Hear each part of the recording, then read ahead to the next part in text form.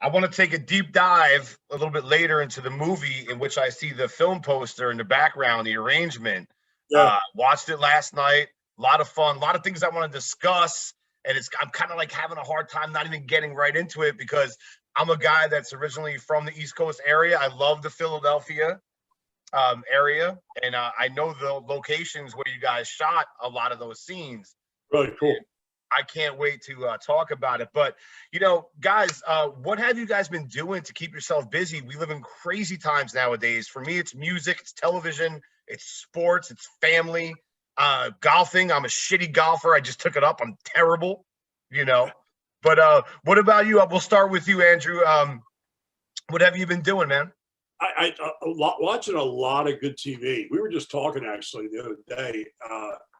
And movies too, I guess, but it's like the golden age of TV now, man. There's so many good shows on and so many. So I've been doing a lot of that. I gave up golfing a long time ago, John. I tried, man. I tried. I couldn't do it. So it is a great game, man, but mostly me, TV, right? Yeah. Kind of the same boat, really. Just films. I'm always trying to catch up on the films of the year, man. I'm a filmmaker, but I'm a big film fan too. And I like write my own reviews and everything. And TV, always watching TV, sports. I'm infuriated by the Super Bowl, whatever. So just keep busy with like just writing stuff. You always just try to stay creative. Yeah. Absolutely, man. And speaking about the Super Bowl and sports, I watched it yesterday. It wasn't a very competitive game. The halftime show, I'm a musician and I really like music in a great way, obviously. And I appreciate anyone, whether it's in films. I'm a big sports guy too with boxing. If anyone goes out there and puts themselves out there in a creative outlet and challenges themselves, but that show gave me like a panic attack. Like there was just too much like people dancing, and yes, they had masks on, right? Yeah, I know. Just the crowds in general, like the audience, the crowds were a lot. I think it was kind of cool though that they were really able to utilize the field because they didn't let the crowd on the field this time, so that was kind of different. I don't remember any halftime shows where they were kind of had full range. Yeah. That's a great point. Speaking about utilizing the field, did you guys see that streaker? Well, not a streaker because he wasn't naked, but that dude that ran across the field? Yeah. From a distance, so it was a wide shot, and then they cut away. They didn't get close to him; they pulled away. I saw the full video later. Oh, you saw it later? I didn't see it. Something, but yeah, they cut off that pretty quick, man. Right. It was, I didn't see it when it happened. I was talking to my wife. I'm like, when exactly did this happen? Because I'm like watching this. I'm like, is this like some kind of joke video? And then you see homeboy like just do 100-yard dash. And then obviously the ultimate demise, he's going to get, if you're going to do something like that, people, an ass whooping will follow you. Yeah, he had a pretty sick spin move though on the one security guard before they had him. But I saw it, I was like, all right, man, okay. But the Chiefs use him right now. Yeah, I'll tell you what, that was the best play of the game, man. Yeah. It was. I mean, he scored more points. He had an official touchdown. Kansas City didn't even get one. Mm-hmm. You're right. But yeah, man, I'm a huge sports fan. Obviously, you guys follow and have a pulse on it. Again, I mentioned music being a big part of my life. What kind of music do you guys like? Oh, you can go that one first. Music. Bob Dylan is probably like my hero. I'm a huge Bob Dylan fan. I like a lot of folk. I also love a lot of like more like 90s rap and select modern rap. Like I like Kendrick Lamar, J. Cole. Like they're really good ones. The 70s. I really not a lot of 80s stuff. I'll be honest, man. Pretty much, I can find something nice in every genre and then every time period. Yeah, but the 80s were not my thing, man. But even like 90s, like Sublime is probably one of my favorite bands. Yeah, I'm a little old school. I'm a Dylan guy. I like a lot of jam bands, but there's a lot of good stuff around, man. There's art being created all the time, so you just got to keep your ears open to it. I get stuck in my ways, but there's a lot of creative stuff these days. A lot of good stuff. Gotta give everything a chance, Absolutely. And a lot of people give a lot of great thought into a lot of things in detail. What they're doing nowadays with a lot of shows I've been watching. And things from yesteryear. I mean, I'm a huge Sopranos guy. Like I said, originally I'm from the East Coast area. I think it's one of the most brilliantly acted, directed, shot, written shows I've ever seen. I redid Boardwalk Empire recently. great. I'm a big Cobra Kai fan. Obviously, I'm a Transformers and sci-fi nerd. You Yeah. know, those are great things. So what I liked about, I want to talk about, I think it's your, Andrew, if I'm not mistaken, and Jake, is this the first feature that you guys ever done full length, the arrangement? Yes. Yeah. 100%. Right. Yeah, Yeah. I did some research into that. I think it's remarkable. And then I'm looking at, I'm watching the movie and I'm really engaged. First of all, Eric Roberts starts off with this great just monologue, and it brings you back to like old school theater acting, right? He's on stage, he's in front of people, and you could tell that Eric, I mean, he's a phenomenal actor, man. He's one of my favorites. And what a great guy, him and his wife and his family. I adore them.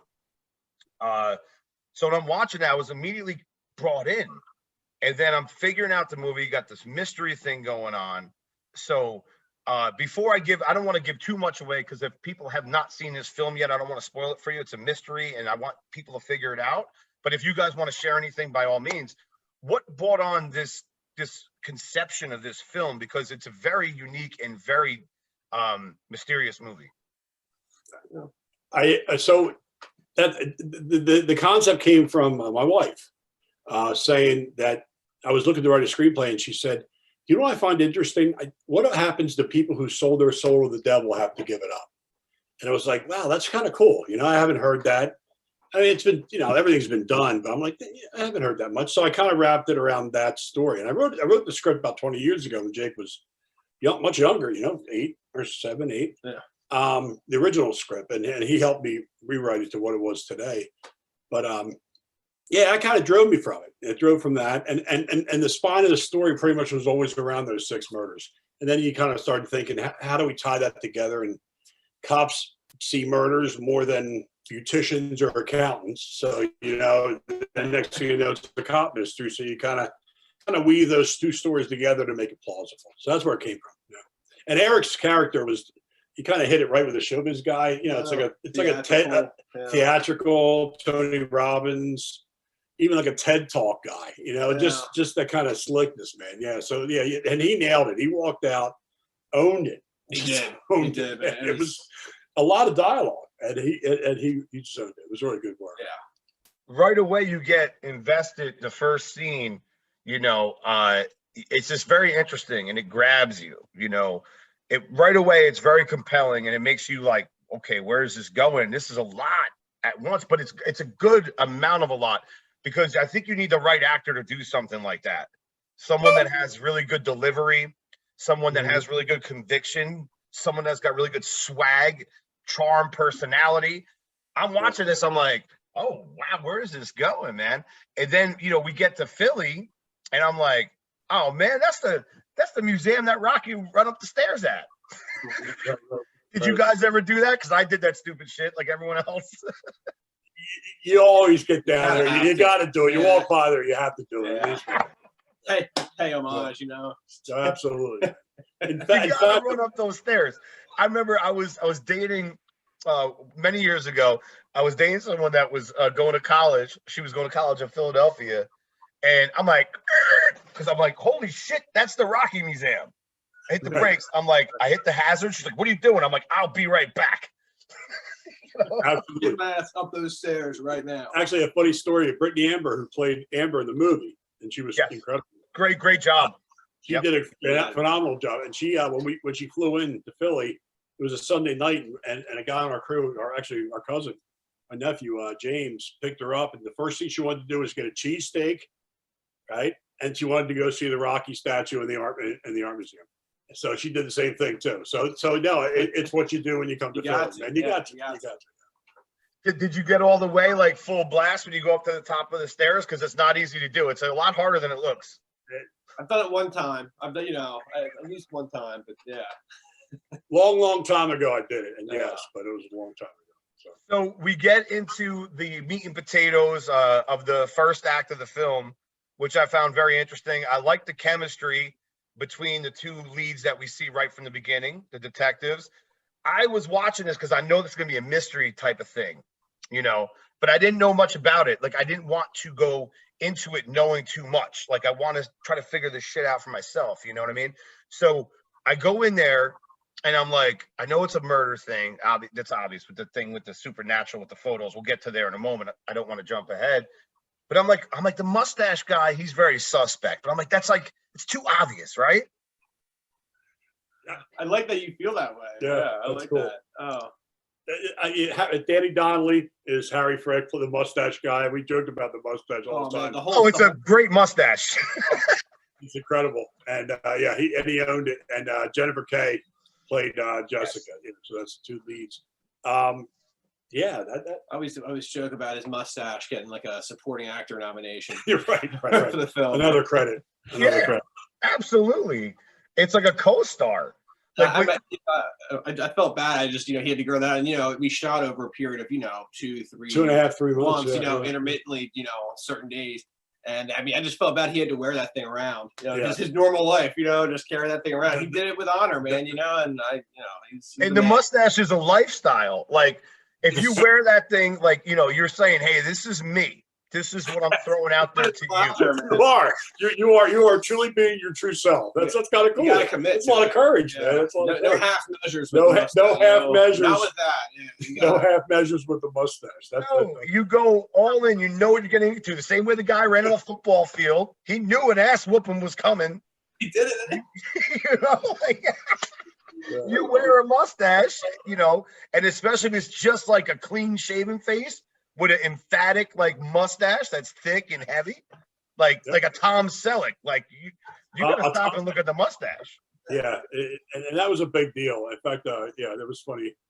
It is, and Danny was right on his page with you, into that character. Oh right? yeah. I mean, well, when him and I had spoke about like the look of Harry Frick, we had talked a lot of about influence, and I definitely was kind of thinking like a Joaquin Phoenix from if you ever saw Her. Of course. Kind of look, I definitely kind of had like that kind of guy, like even like the way he stands, his posture, like just a lot. I definitely wanted to kind of model it to some extent, after that character, and I think Danny did a great job of kind of even taking it a different way. Still, that's really interesting because I love the influence of how characters have origins. Because whenever we write anything, and for me it's music, and now I'm trying to do screenwriting a little bit and all this kind of stuff. It's like you got to model it. You got to have an idea in your head. It's like when you read a book and you read about the characters, like you gotta picture what the lead will be like, and it gives you like a good like idea of where your story wants to go.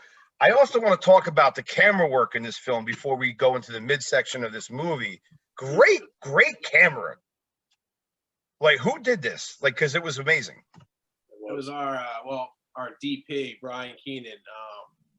Philly's best in my mind. The guy is amazing. I work with him all the time. He's a good friend of ours too, and the guy is just excellent. He's so willing to kind of put himself out there and take direction, but also give me feedback. And he always, whenever I would sit down with him to break down a scene, and I tell him what I wanted to do, he never got turned off or was kind of like, oh, you can't do that. Like, he was like, oh yeah, He was always on board. Whereas not everybody is always. Like they kind of think in a certain way. And Brian was always just down for anything. And I'm a big tracking shot guy. I used it when I could in this film as much as I could, really, as much as it made sense. And Brian loves that too, handheld tracking. So Brian was just always ready to do anything, man. The guy is just insane. He's so good. Yeah. Very, very lucky. And this is our first feature, but we've done 4 short films. And Brian shot them all, or at least 4 films that we released. We had another film that we haven't released that Brian didn't shoot, but those 4 he did. Yeah. So and we're doing something else with it later down the line. So yeah, Brian's part of that process. It's a great look, and it's beautiful. Very proud of how it looks. And he edited it too. So with Jake, so they worked through that process. So this is his first time shooting a full length and editing. Brian, Brian's edited stuff, but I don't know if he got for a full length. I don't think he edited a feature. No, I can't say if he's ever shot a feature film. I think he might have shot a feature film. Yeah. Without you, he had shot features. Yeah, he didn't shoot the whole thing. Yeah. Yeah, so he was involved. Yeah. Wow. But he'll be doing a lot more of them. Let's put it that way. Yes. Oh, there's no doubt. The aerial shots are wonderful. Right away, like I'm very deep into films, and I look at things, and I'm very visual when it comes to things, aesthetics and whatnot. And then I knew where you guys were. I'm like, okay, they're in this city. and you get an idea of the city, and it sets you up for like what the night looks like, what the temperature is, like the clearness of the sky. Like it's very artsy and visual, and I like that. But it's also, like you had said, Jake, it moves quick, and the editing is very solid. And sometimes if you watch like a quickly edited thing, it could be like, whoa, whoa, whoa. But you guys did it in a way where it's like camera A, camera B, and then also environment. So did you guys have an influence on that, or was that the actual editor and camera guy that did that? I mean, we definitely had an influence on it. Anything Right. we shot, we had talked about, at length beforehand. But I mean, Brian, I mean, just as the editor, I mean, yeah, he had a lot to do with that, clearly. But and I'm glad you appreciate like the aerial, the drone shots of Philly, and I really thought we did a good job of setting the landscape up. Yeah. Sidney Lumet's one of my favorite directors, and there's always jokes and like sayings about like New York was like a character in his films almost. Yep. And I was kind of thinking about that with this. I kind of wanted Philly to have that feel in the film. I wanted to rep it properly. You know what I mean? So I'm glad you appreciated that. That's cool. You guys achieved that right off the bat. And I always told this, my wife, I live in Vegas now. I'm originally from Jersey, about 15 minutes away from the city, depending on traffic and whatever. So I would take her, before I moved out here, because she's originally from Vegas, I would take her out to like New York, and I'd be like, we go like across the Hudson River on a ferry boat, and I'd be like, it looks so much better from here than it does when you're in there, because you can't see anything. It's like the buildings everything's on top of each other. But New York and like Philly, I tell you what, Philly has one of the greatest, in my opinion, skylines. Yeah, absolutely. Building structures, right, Andrew? They're amazing. I think it's underrated sometimes. So I'm glad, it's a cool city. I'm proud of Philly and the actors. And you mentioned New Jersey. We had at least, I know at least three actors, four actually, probably. Michael Johnson, who played the actor Jake Harris, and Brian Wilson, who played the senators from Cherry Hill. And Brian Wilson's been in everything. Brian Wilson's a stud. God. Erilyn Anderson, who played the little girl, she's from Jersey, and I think Sophia Perola, who played the senator's aide, was from Jersey. Yeah. So many good actors from Philly, Jersey area, man, and New York. I mean, a couple from New York, and of course from LA with Eric and Brittany. Amber. Yeah, we're lucky, man. It's a great town, man. Philly is a great town, and I'm proud of it. I talk about the host of Philly actors there, Mike McFadden. It was really Andy Donnelly, Jennifer, and Amy Teresa. Yeah, and Allison Kessler, and Dax Richardson. All these guys are so good, and they're all right in our area, man. It's really hard not to. It's a blessing, man. You got a lot of talented actors who are committed to grow a mustache and wear it for 3 months, or to do what. But they give up other things, and they really do. Yeah. And it was a gift to see. It was really cool. It's an artsy city. There's a lot of appreciation and love for art. Like when I was a traveling musician, it would like people would stop and like actually give you a compliment. Where I'm like, I'm from like near New York and New Jersey, not to like crap on my neighbors back home, but they don't stop and tell you, oh, you did good over here now. You know what I'm saying? Like, you don't get that. It's just like, hey, you did what you're supposed to do. I paid for it, so you entertained me. Thank you. Yeah. Like, well, you got to respect that too. You got to respect that too. But no. Like, I mean, I don't know who. I mean, Mike McFadden and Brittany Amber, probably. I don't know. I mean, that's one of my favorite characters. Mike McFadden. Yeah, those two guys together. I like them all, though. Scaglione. I did love Scaglione. But then Jake, what's your favorite character of the people? What was your favorite little outside of Eric Roberts, because he's one of those guys that will just take you in. Yeah. I like the female lead a lot. I thought she was excellent. Not hard on the eyes, obviously, but she had a lot of honesty to her approach to the role, and a lot of diversity. I thought everyone was really well balanced and very, very good. And what I liked about the film is the music. Okay, the piano player. I don't know who you guys used. Oh, the fact that you said piano player, okay, he's gonna love that, because John Aberese, he's the one who did the score, and he always says to us, "I'm just a piano player," because he came up into music, the soundtracks through playing piano. But it's funny, he said that he's a teacher, he's a composer, he's a multi-instrumental musician, but he's like, I'm just a piano player. I'm just a piano player, Humble guy, man. He's great. Yeah, but he did the score, and as Jake said, he teaches sound editing. He teaches a lot of things about film at Drexel University. Yeah, great guy. He made that really ties it together. I didn't think it would, but it did more than I could ever imagine. Mm-hmm. Yeah, it's really brought together. I could totally agree with you. That's another standout thing right away. What I like about the film is that it hits you right off the bat. You got Eric Roberts and it's really like engaging scene, and that really is the bookend of the whole film, because it's like these people are getting, I'm going to say, for lack of a better word, I guess, hypnotized by what's going on there. And then you get this beautiful camera work, and then you hear all this great music. And then we start getting our characters who we just discussed. And I think that the two leads, the detectives, were amazing. I thought they played off each other very, very well. So now we get in the second act, and you get this little taste, and I will spoil something, guys, I'm sorry, of like, there's something else. It's just not on the surface here. There's some supernatural or something going on. And now I got myself like looking, like when I watched the movie like Seven, I'm like, huh, or like Fight Club, like, huh. Or what was the one with Bruce Willis? The one when he was actually dead. I forgot the name of the movie, but you're watching it. Makes sense. Oh yeah, Sixth Sense. Yep. So you're watching it and you're suspect. Like, I don't know about this. So then you flesh it out and you start to see things. You guys did very good at the subtleties, but without giving too much away until the very end, which I want to talk about the end. So I guess we will spoil because the ending's awesome.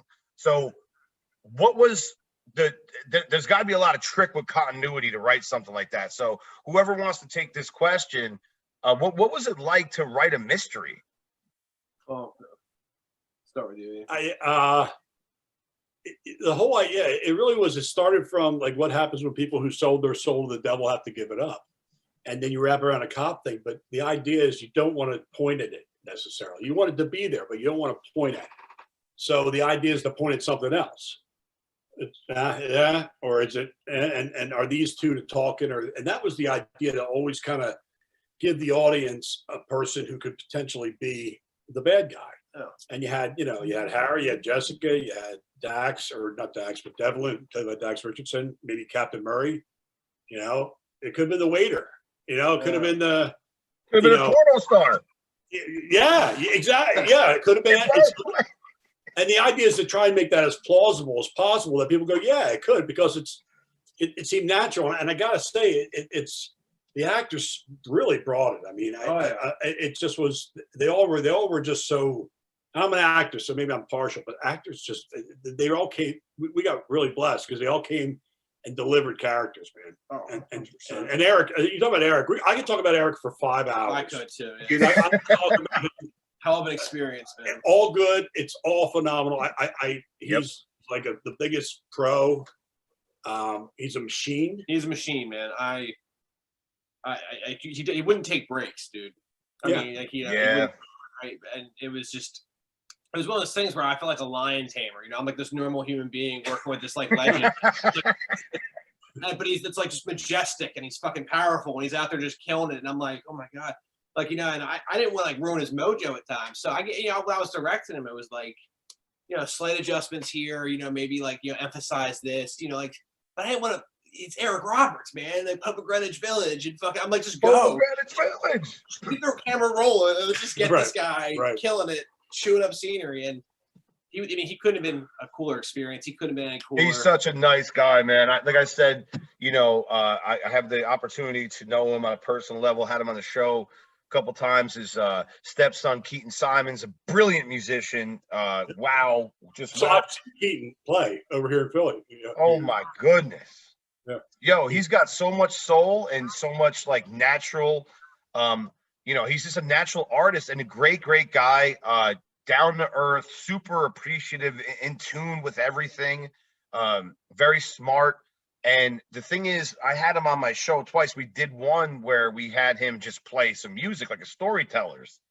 And it was a blast. And he's always so happy to do things, and that's how Eric and Eliza are too. Like, I had them on one time in particular. My dog, my little Chihuahua, was hanging out with us, and my wife, and Eric, and with his cats, and Eliza, and we just had a great time. And it's unbelievable, to have those experiences when you meet your heroes of life, and they actually are cool, you know. So it's not always like that. So it's cool that they're not always like that. Absolutely. Absolutely. So we're going to move forward with the movie in a minute. Before I get to a little bit more towards the end of the film type of thing, I got to ask you guys this. The Walking Head as a porno title was amazing. I was laughing my ass off. I almost fell off my chair. Who came up with The Walking Head? I can't. So I don't know. I think that was you, man. I don't know if it was me. It could have been out there too. So I don't know. But you just think of like, I know we came up with screwing Private Ryan and Steve. Walking Head might have been out there. You just grab it. I think the other ones you just throw out shit. And Brittany, by the way, was friggin' amazing. Ad-libbing. Yeah. Improv. Very, very funny. In fact, just a real quick thing, the little porno vignette at the beginning, that Mike McFadden and Brittany, that's one of my favorite parts of the film is we just did that at the end of the day. It was like two takes, 3 takes that day. And they just ad-libbed it. And the whole thing, we should have put that on the DVD, the whole thing, because we had to edit it down to fit it in there. But yeah, it was pretty cool. The Forgotten Country. Forgotten Country. It was great because I'm like, okay, this isn't a real scene. This is a porno scene. And right. I've watched a couple of those in my day. So it's like you're watching them and it's like cheesy. And it's like, so I'm like, wait, they're on a porno set right now, man. Like, it's so obvious, And I thought it was well done. I thought all the actors that were involved with it. And that's the thing is that you guys really whoever did the casting for you guys did a dynamite job. I see that it's a family project, that you guys had a lot of your family members. What's better than working with your family, man, and doing something that you love? I cannot. My daughter Melissa was like behind the scenes, everything. She produced it. She was in it. We had our apartment, and she helped us so much with post production. And Nick, my younger son, he was a waiter, and he also helped on set and helped in post. And my daughter Jessie, who lived across the state, but she did some artwork for it. She did the Jake Wish Foundation logo and some other artwork for the film. So yeah, it was. And my wife greenlit it. My wife, approved the project, so she's the boss. So yeah, it was a family film, man. It really was, and it was great to work with that. But also, film family. Jennifer Kay was a great partner, and Danny, great partner. Amy, Teresa, Brian, Dave Kapler, all these people were like part of the film, and like we call them our film family, and we all do work together a lot, and we like it. That's the key word is family. Yeah. And when you have family involved, like I had a family business for a long time, close to my family. It makes everyone come together, and even if they're not part of your family, they become a part of your family. Yeah. Because you share this amazing thing. Like to be a film writer like you guys are, directors, and everything that you're doing nowadays, that's a big accomplishment. That's something that's not easy to do. I was going through the film last night, and I'm like saying, man, there's a lot of dialogue here, and that's great because I have a hard time personally writing dialogue. I can write funny shit, but quick. But I'm like, sometimes I'm like, am I giving too much away? Am I making it too obvious? It's not easy to do that. So who wrote the dialogue for this, and what's that challenge like to finish a screenplay? Well, I mean, my father wrote the original draft years ago. Like I was a child, and he eventually let me read it when I was like, I think like 13 or 14. And I kind of grew up with the story, and I remember the dialogue was always pretty good. But I mean, we ended up like cutting down a couple things, but really, I mean, I think I gotta give him credit for like the most of the dialogue, man. See, he's thinking. So I disagree. I think the dialogue. I think the script was written very linearly. The story was there, like the murders and or the suicides or whatever they are. What I needed was really like to make the characters more interesting around it, and that's where I think the dialogue comes. The presentation of it with Jake's help to help flesh it out, because he's a great dialogue writer, but also like once again the actors just taking ownership of this and committing to it. So you know, it was pretty. I think I'm proud of the writing, but the final product was better, made by better. It just kept getting elevated by great actors. Yeah. But with me, I just always revert back to like a scene in Birdman, the film Birdman, where he says, you know, you said the same thing in 4 lines, make it work in 1. You know what I mean? So I was kind of like, that's what I always think about, and I think we did a good job. Good.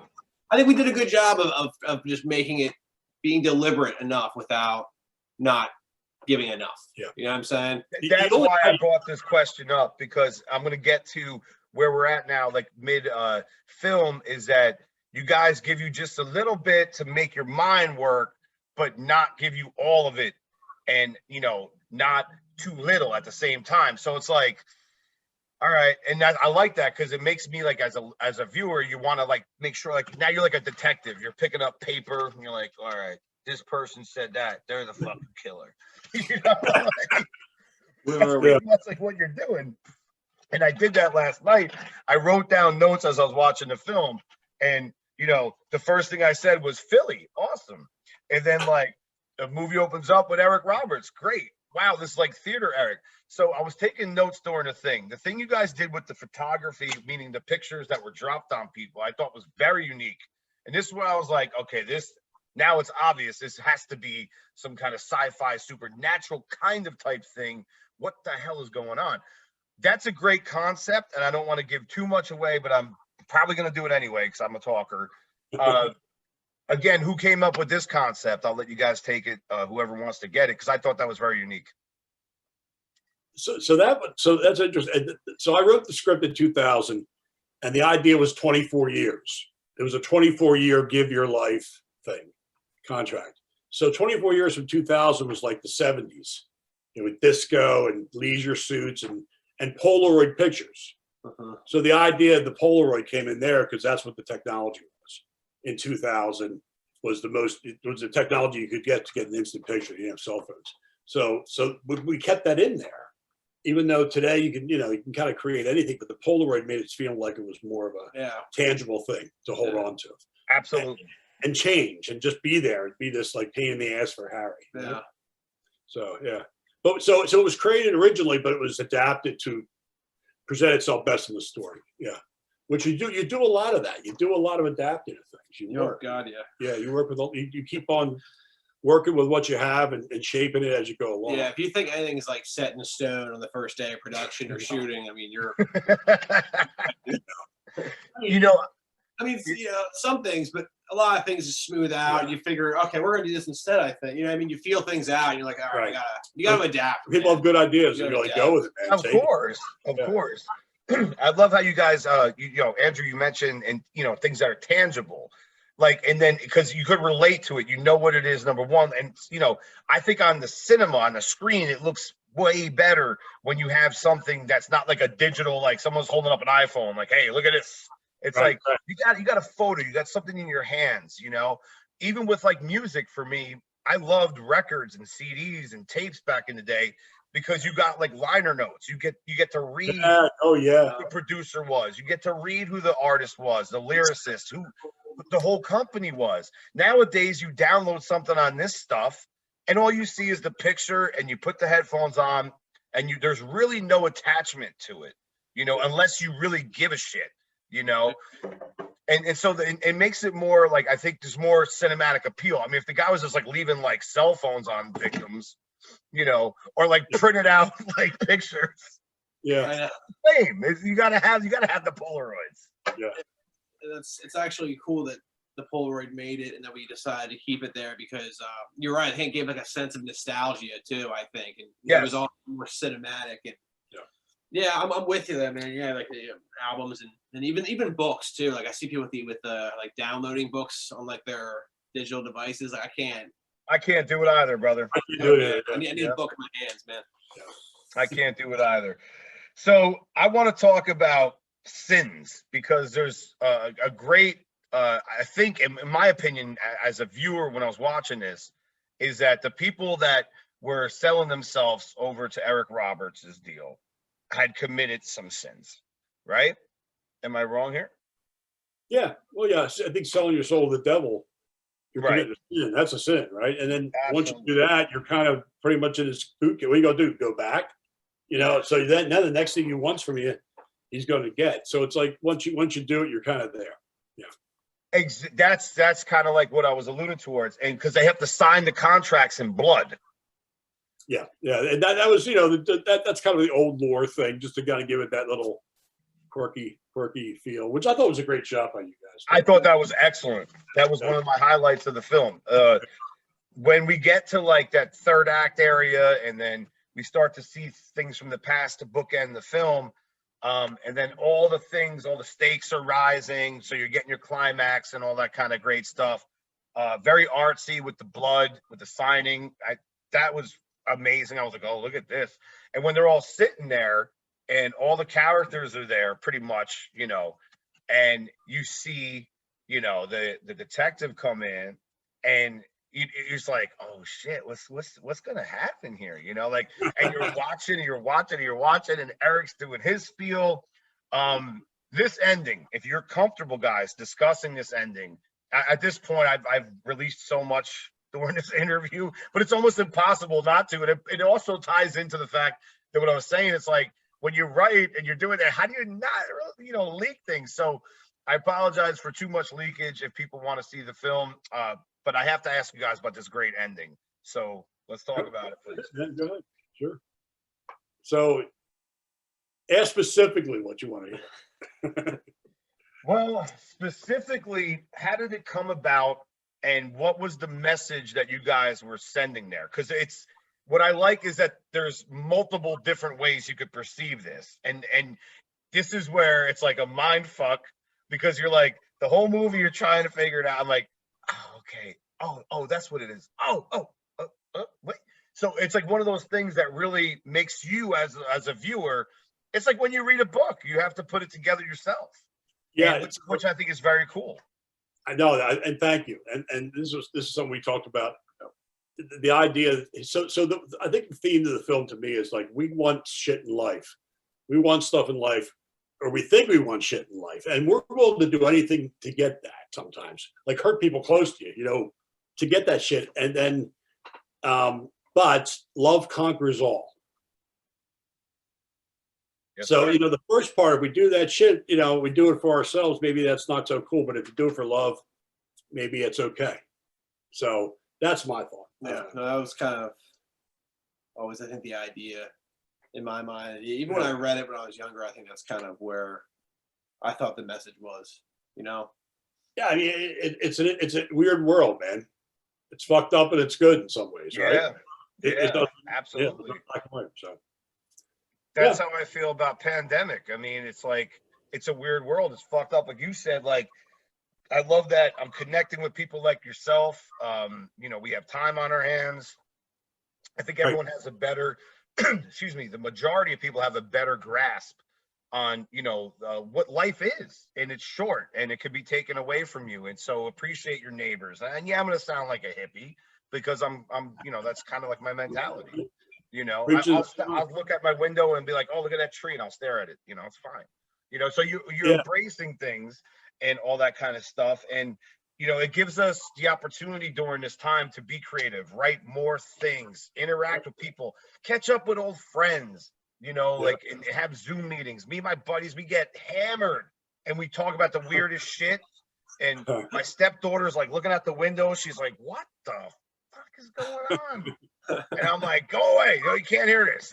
And I put the headphones on, like that sort of thing. So my point is that during this time, we all have time on our hands. I'm sure you guys would be doing another project anyway, but is anything else lined up in the future? Well, I mean, he's got a couple scripts already. Beautiful. Pretty much ready to go. Our daughter, Melissa, or my daughter, Melissa, his sister, she's got a script or two. I mean, there's so many scripts around that we could look at doing. So we're going through them, but I think the feature is the 187, right? Yeah. That's the most prevalent right now. So we're starting to look at that. I'm like, reworking some things with that. Yeah. Yeah. So, and then also we're talking about the project with someone else to Jake for directing their it's a pilot. Pilot, which is pretty cool. And more on that coming up. Yeah. We hope to see that happen in the summer. And then, but like, yeah, going down with another feature would be nice. That would be. It's a lot. hell yeah. And the thing is, it's also a lot to like work with the film and distribution too. It takes a lot of time, even through this. So you talk through the pandemic. That's what we've been doing a lot of, just working with the film's release, right? Yeah, getting it out honestly. there, getting people to watch it, or ask them to watch it. Because at the end of the day, it's a fun film. It's a cool film. I think it's a good story. Where can it's a we good find story. it? Where could the listeners find this, and how can we follow and listen to you guys, on the internet, whatever you post in, and how can our listeners find you guys, and how can they find that movie? So thank you, listener, man. Please hit me up. But we can be found at the Arrangement Movie on Instagram, at the Arrangement Movie on Twitter. It's at the Arrangement 4, number 4, at the Arrangement 4. Facebook, the Arrangement Movie. And Noble F Productions. And Noble F Productions on Facebook too. Or Andrew Hunsicker on Facebook, Jake at Andrew Hunsicker on Yeah. Instagram. You can find us that way too. Anyway, we'd love to hear from you and love to hear more. Right now it's on demand. In our area, it's like Verizon, Comcast. Out there out the West, maybe Cox Communications as well, other places. Whatever your cable provider is, it's on demand. It's on Amazon for the DVD and the Blu-ray, and we're going to be in the Garden State Film Festival. Nice. March 24th through the 28th. We don't have the schedule nailed down yet, but we'll be there. It's going to be virtual too, so people around the country can watch it as well. So that'll be all on the page. So we're really happy about being in the Garden State Film Festival. Yeah, that's awesome. And worldwide, it's actually, if people are listening in Poland, we just inked a deal today to have distribution there, and have a deal pending, about to be done in India. So it's getting some worldwide traction too, which is cool. But it's indie filmmaking. You got to love it, man. You got to do it because it's a process from beginning to end. You get involved in everything. 100%. Yeah. It seems like theater on the screen, and it's real, because everything, like you said before, you have these environments, like things that are tangible. Like, you got to make it work. And when you do like real life, that's why I mentioned The Sopranos before. It was so good because you had only a few set pieces to show. You had the kitchen, you had whatever they were doing on the street at the Bada Bing or whatever. And it worked, and it looked huge because you felt like you were in a real world. You felt like these were all breathing things. Now, speaking about breathing things, we're all wearing masks nowadays. I got to bring back our mustache guy from the he had hand sanitizer. He had his shit together, and I wanted to bring that at the beginning, and I forgot. He had it. I'm like, homeboy's ahead of the game, because I know you guys shot the film, right? Like, he's wiping shit down, which usually is an indication of someone's like OCD, that they're a little woo-hoo, And so I'm watching that, and I'm like, that's a nice touch, because what that does is it adds character development. Now, I want to ask you guys, in closing here, what were the influences to get you into film? Because it's a lot of work, it's a lot of writing, it's a lot of time, it's a lot of patience, a lot of rejection, and a lot of like positivity and a lot of elation. You go through so much shit when you're an artist. It's a roller coaster. Andrew, we'll start with you, man. What was your big influence getting in? I always wanted to be an actor. I always did. So I wrote the script because I didn't think I could act anymore, because I was like 38 and I just had no idea how to do it. So I just, talked to my wife, just, write a script. I wrote a script and went through it. So that's kind of where it is. But in terms of film, I'm a big film fan, a big 70s film fan. I love good acting.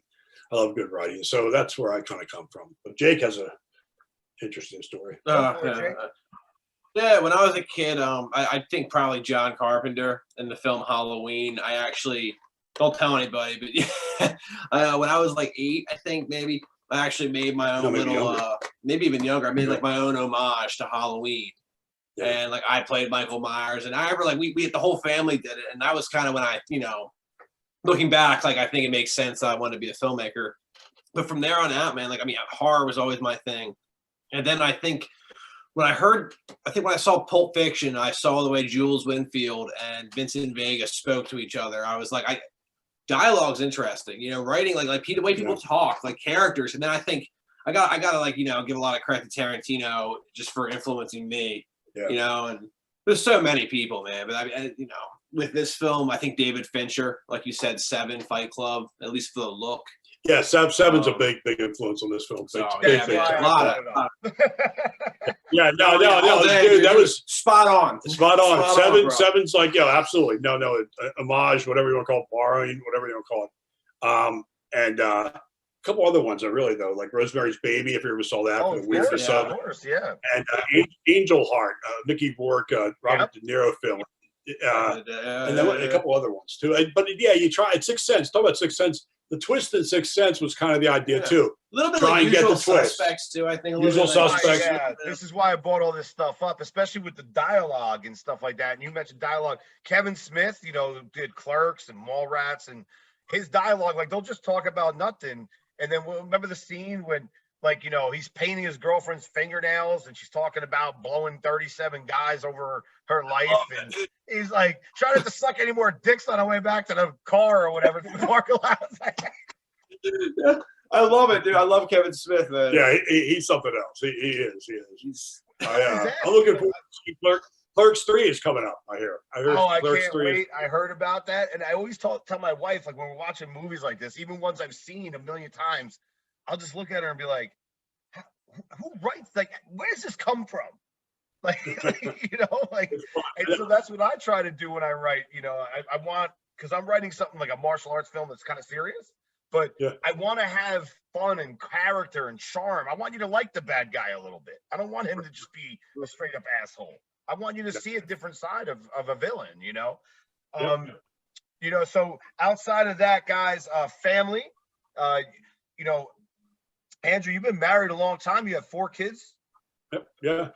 Jake's my oldest son. My second oldest. My Jessica's my oldest. Melissa and Nick, and my wife Jackie. Yeah, so a long time. It's a great supportive family, and pretty talented. Like yeah, pretty talented too. You know. So. Oh, there's no doubt. There's no doubt. And any pets? Do you have any pets? Yeah, got a little dog Bernie. I just got a puppy, and then also Pugsley, who's like 15. Like the old dog. We've just seen it all. Notorious, you know. I call her Notorious PUG. Yeah, Notorious. Yeah. Dogs are really great. Talk about like bonding. I bonded with my animals over the pandemic. It's really neat. The dogs. Yeah. There's something else, part of the family. Yeah, I tell you what, I've never enjoyed my home more because I'm actually home a lot. I was a music teacher by trade and a musician, and a lot of things have shut down. Luckily, you know, we're getting by.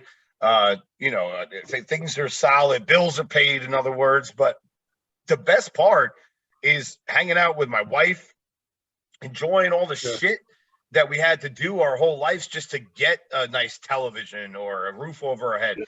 So, like, and I get to sit down with my dog for 5 hours a day and pet her. You know, I kiss her a lot. She gets pissed off. She's Chihuahua, so she gets a little like, hey, that's enough now. You know, but it slows down the pace, and it makes you stop and smell the roses, because every day we're going. And what about you, Jake? Do you have any kids? You married? Do you have any pets? I don't have any kids. I have a wonderful girlfriend. I've been with Maddie for actually it'll be 4 years in May. So that's coming up. Yeah, she's the one though. So I know it. I'm lucky. She puts up with me. You know. That's what it is. That's what we always say. You know, they put up with me. You know, it's like, that's the thing, because I there's so many times like I'm doing something and my girlfriend, my wife, or rather, is very, very smart, you know, and she's very good at technical stuff, and I suck. So sometimes I'll be doing an interview and I can't find it in the computer. I'm like, babe, oh my God, Jesus Christ, I can't, this was so good and I can't find it. Or like I'm doing I record from home a lot with the drums. And I'm like, I don't understand. It worked yesterday. It's not working today. Like, please help me. And she's very patient with me. And, you know, she'll always give me the heads up about things. And that's what makes it better. Not that they have to hold your hand, but that they support you. Like, I'm writing this screenplay right now, and she's been very helpful. And her ideas, I'm going to say that she wrote this fucking thing, you know, because I'm like, she's like, it should go here and not there. I'm like, wow, holy shit, I didn't think of that. And she's like, you got to incorporate the modern to the old yesteryear of what you want to do and make like your own like thing. And she walked me through a scenario. I was like, you just changed this whole film and made it way better, you know. Dude, that's filmmaking though. Collaboration is filmmaking. Everybody, it's like everybody adds something to it, makes it better. It could be an actor just delivering great stuff, or it could be a great shot. Every voice matters, man. I mean, like, you don't want someone to obstruct your vision, but at the same time, never write someone's like idea off. You know what I mean? Like, always have open ear. I think Kevin Smith said something about that. How, like, you know, when he's on set, like, never tune anybody out completely. You know, if someone has an idea, hear them out, because you never know. Everybody's an artist in their own way, man. Someone can have a really great idea, and it could work well with whatever you're doing. So. Everyone's a filmmaker, and it sounds like you and your wife have a good writing duo there, man. That sounds pretty good. Well, it's amazing. She helps me. Excuse me. She helps me with music. Gives me honest opinion. Like, we're best friends, man. Like, you know, Jake, you said you found the one. I found the one, man. I hit the jackpot with this. I mean, with this beautiful woman I have. Not only is she beautiful, but just I could talk to her about anything. Like, I'll go up to her and be like, hey, babe, why do you think aliens stick things up people's butts and do alien probes to scan their brains? And she'll like sit down and have a normal conversation with me. And we're not even high. We're not even drunk. She just understands this about me. Yeah, you know, like, they vote, man. I you know. Also, someone who laughs at your jokes, man. Always good to have someone who laughs at your jokes. My girlfriend, she thinks I'm the funniest fucker alive. Yeah, I'm like, I love it. I'm like, oh man. I mean, like, it makes you feel so good too, because someone embraces your madness. And you know, we get on great, man. We've been together 7 years now, and it's like I told her, thank you, man. I told her what I was doing with like screenwriting. I'm like, I want to go back to that because I did it a while back. Nothing ever got green lighted. Nothing ever came by way of it. But you know, I'm like, I just been watching a lot of movies. Like, we talk about like pandemic, we have a lot of time on our hands. So I'm like, I caught up with my old films, that whether it's The Godfather, Goodfellas, Best of the Best, like Steven Seagal movies, and I'm getting like fired up. I'm like, ooh, this is what made me want to be in film. And I went to the music direction, which is great. And I want to say another thing, Jake and Andrew, you guys made this point, is that, you know, when you get an actor or you get someone in, they could bring in a different aspect and dynamic. With me, with music, sometimes I'll be collaborating with somebody and I'll hear something. I'm like, wow, I did not look at it that way, but you just kicked its fucking ass. I did a track with Bobby Kimball from Toto a while back for my band. Yeah, great guy, amazing singer. And he totally like went in there, did the chorus without rehearsing, nothing, went into the studio and kicked its ass. And I'm like, I called my guitar player, because it's just me and Bobby in the studio. I said, we got to rewrite that chorus. He's like, why? I'm like, because Bobby just made it fucking 2,000% better. You know, it made it 2,000% better. You know, so and that's what great collaboration is. And you guys have a family. I want to talk about my family real quick. Kim Couples is part of my family, not by blood, but in my heart for sure. She brought this together, and I appreciate it. I appreciate that too. I was going to say thanks, Kim, so much. She was wonderful. Said so many wonderful things about the film.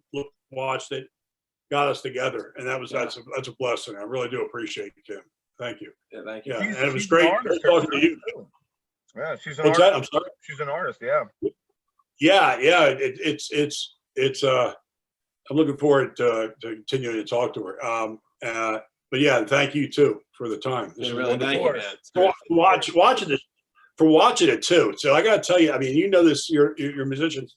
Someone watches your work and they like it. That's such a compliment. And people say that it is, man, because it's like, because you work so hard to put it out there. Somebody go, they get it, they like it. They don't love everything. They have different, but they ask questions or it's thought provoking, and that's a compliment. So thank you. I really appreciate it. No, I thank you guys for your time. I look forward to doing this again in the future. For those listening, it will be up on iHeart, Spotify, iTunes, YouTube, all the places. I'm going to send you guys the links. It should be up within our next, I'm going to say, hour and a half tops. And wow, this was a great time, man. Like, this was a real great time. I want to appreciate it appreciate you guys and give you props as being great creators, because you mentioned how much work it takes, like, to do this stuff. There's music involved, there's actors, there's personalities, there's script writing. To put a movie together it's that's why I never try to shit on anyone that ever does anything like this, because it's a process. And you guys definitely, with the shorts that you did and all the kind of stuff that you've been around with, you, Andrew, with acting, I know you got accepted to the Academy of Dramatic Arts, and that's awesome, and all that kind of stuff, and did a lot of things, and you as well, Jake. But to get to the graduation of making a full feature and making it kick ass, that's cool. Yeah, thank you, fucking man. awesome. That's so cool. Thank you. That's huge, Absolutely, man. guys. And I look forward to talking to you, and I want to hear more about. Absolutely. We'll talk more, man. Thank you so much. Absolutely, guys. Thank you so much for listening, everyone, and thank you, Andrew and Jake. Thank you.